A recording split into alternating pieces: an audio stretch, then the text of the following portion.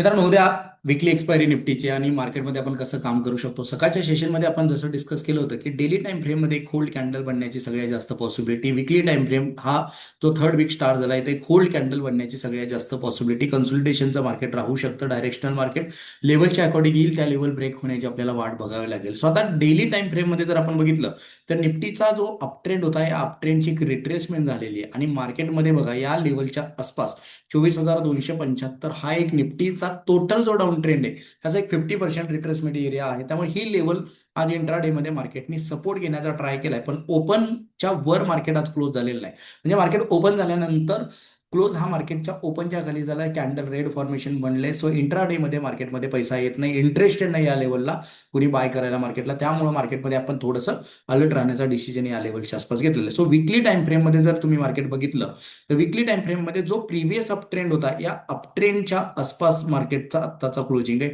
जिथून एक counter rally मार्केटमध्ये येत होती. त्यानंतर मार्केटने या लेवलला सपोर्ट घेतल्यानंतर एक रॅलीच्या नंतर हा सपोर्ट जेव्हा ब्रेकडाऊन झाला तेव्हा मार्केटमध्ये एक मेजर शेलिंग आला होता.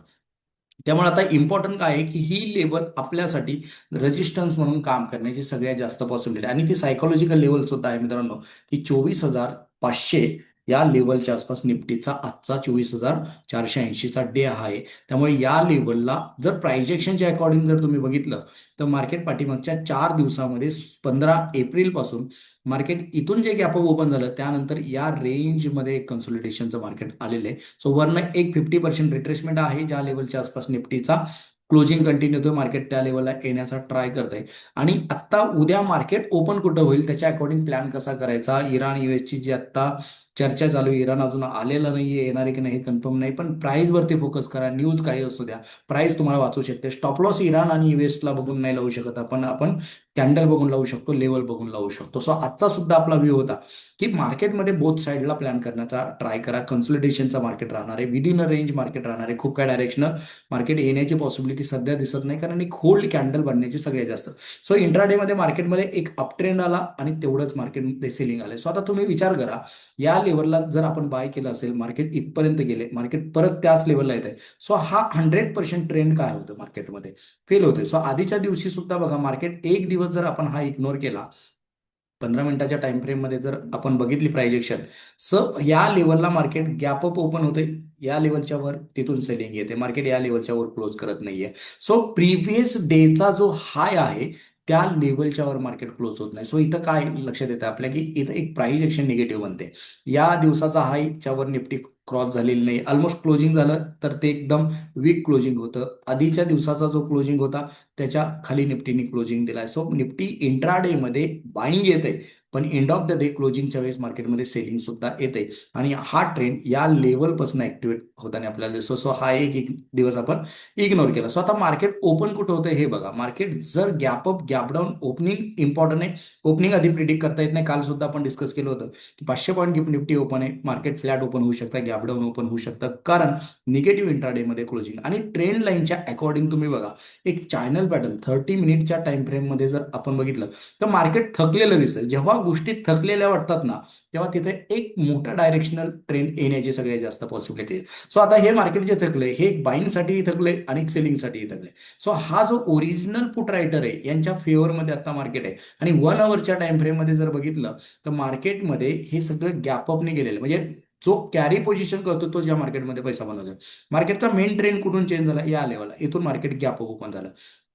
इंट्राडे मध्ये मार्केट साइडवे, त्यानंतर मार्केट सेलिंग मध्ये आलं, इंट्राडे मध्ये मार्केट साइडवे, त्यानंतर गॅप अप झाला, इंट्राडे मध्ये मार्केट साइडवे, त्यानंतर गॅप डाऊन, एक रॅली आल्यानंतर हा गॅप अप आणि नंतर पाठीमागचे 4 दिवस continue market consolidate. So directional intraday मध्ये मार्केटमध्ये पैसा बनत नाहीये आणि हा आता एक डायरेक्शनल ट्रेंड येण्याची सगळ्यात जास्त पॉसिबिलिटी आता टेक्निकली वाटते. फक्त मार्केट गॅप अप आणि गॅप डाऊन जर इग्नोर केलं आणि फ्लॅट ओपन झालं तर एक डायरेक्शनल ट्रेंड मार्केटमध्ये भेटण्याची पॉसिबिलिटी. सो लोअर साईडला एक स्ट्रॉंग सपोर्ट आहे 23,850 आणि जो अपट्रेंड आलेला आहे या अपट्रेंडची जर एक रिट्रेसमेंट जर आपण बघितली 50% तर ती लेवल येते मित्रांनो साधारणतः 23,400 355च्या आसपास.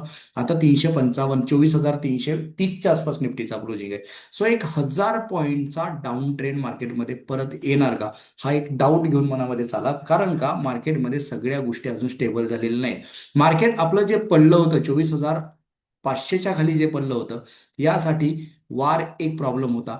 आणि या लेवलच्या नंतर जेव्हा वार जी सारखी सिच्युएशन आहे इराण US मध्ये, ती जेव्हा स्टेबल होताना दिसली तेव्हा मार्केट फास्ट पाठीमागच्या 10-12 दिवसात त्या लेवलला गेलेले आहे. सो इथून वरचं जे मार्केट आता वाढणार आहे यासाठी आपले global factor, global market plus आपले इंटरनल फॅक्टर, इकॉनॉमिक इंडिकेटर आणि आपले अर्निंग्स याच्यावरती आपल्याला फोकस करावं लागेल, स्टॉक स्पेसिफिक राहावं लागेल. कारण प्रिव्हियस सपोर्ट जो ब्रेकडाऊन झाला त्या लेवलच्या आसपास मार्केटने आता होल्ड केलेला आहे. त्यामुळे मार्केट ओपन जर गॅपअप झालं तर 24,500च्या वर जोपर्यंत क्रॉस होत नाही तोपर्यंत बाईंग साईडला प्लॅन करायचं नाही. पण मार्केट गॅपअप ओपन होऊन जर इथे निगेटिव्ह प्रायजेक्शन जर आपल्याला बघायला भेटले आणि हा चॅनल पॅटर्न जर ब्रेकडाऊन झाला तर 24,330 आणि 24,250च्या खाली मार्केट सेलिंगमध्ये जाण्याची सगळ्यात जास्त पॉसिबिलिटी आहे. आणि जो मल्टिपल टाइम टेस्ट केलेला सपोर्ट झोन आहे जो 24,100, हा मार्केटचा आता ब्रेक इव्हन आहे आणि या लेवलला मार्केट एकदा येण्याची सगळ्यात जास्त बघ. पण 24,100 ब्रेकडाऊन झाला तर मेन ट्रेंड चेंज होईल आणि मार्केट लुकआउट करेल नेक्स्ट पुट रायटरचा झोन, तो येतो 24,000 सायकोलॉजिकल लेवल आणि 23,853 या लेवलपर्यंत मार्केट येऊ शकतं. टेक्निकल बघा, डायनॅमिक लेवलच्या आसपास निफ्टी कंटिन्यू रिजेक्ट करते आणि डायनॅमिक आज सुद्धा त्याच लेवलला रेजिस्टन्स आहे.